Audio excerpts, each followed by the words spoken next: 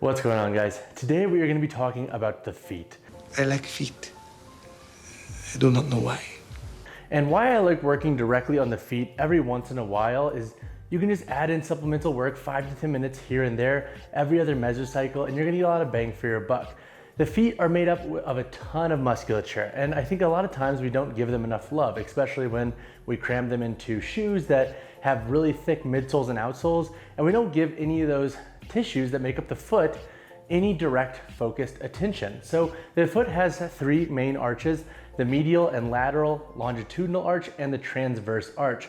Together, these arches help give us like that spring-like bouncy feel in our foot. Every other mesocycle, something that I like to do is add in a little bit of active footwork. So today we're gonna be talking about 4 active foot drills that you can program for yourself, start doing right away, and just check in with your feet to see, 1, how they're functioning, and 2, how their overall strength is as a whole. So the 4 drills I'm going to show you progress from easy to a bit more difficult. And when you are progressing these on your own, you can use tempo, load, you can add pauses. There are so many different ways to progress these exercises, and I would highly suggest moving at your own pace.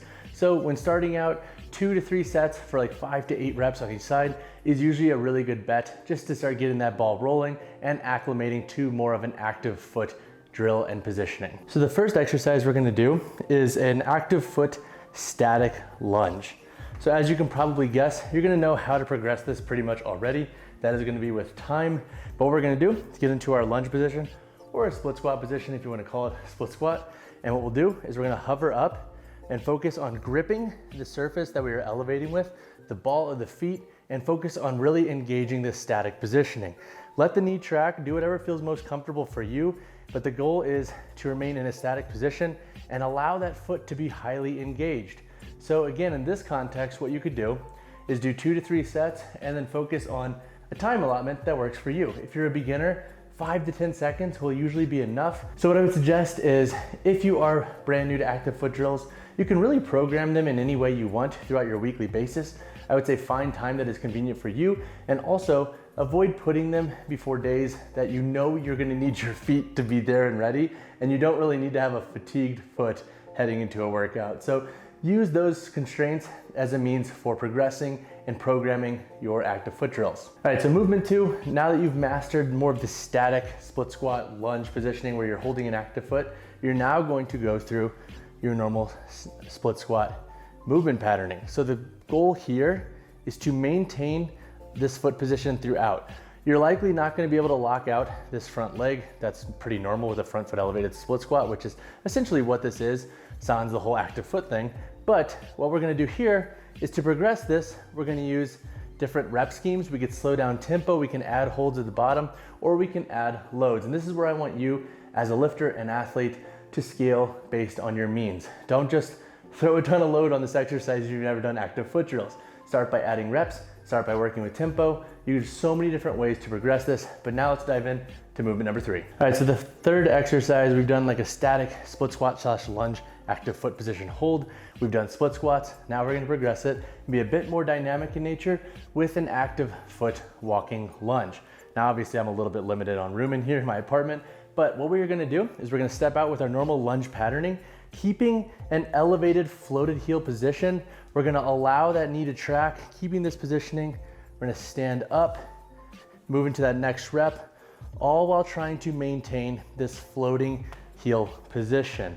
And again, for these, what you're gonna do to progress them is add different reps, or add more reps for that matter, add tempo, and then if you want, you can add load and scale them accordingly. But that is gonna be a burner, and I'm sure your quads are gonna be feeling it too. So take that into account when adding these into your supplemental work if you're in a mesocycle that is heavily leg dominant. All right, last but not least, we are going to do a bilateral active foot squat. So in this context, I'm gonna use a kettlebell for a goblet squat. What we're gonna do is take our normal squat stance. We're gonna go into this floating heel positioning, and then we're gonna focus on moving nice and slow through this movement pattern and keeping the heels floating. I like to move slow because when you rush, it's a bit tougher to maintain balance. And if we're really trying to focus on, as you can see, like watching my toes grip the floor, it's a lot easier to slow down your tempo. And so for these, similar to the other 3, you can play with tempo overall volume, so your rep count and load to scale these are gonna be pretty tough.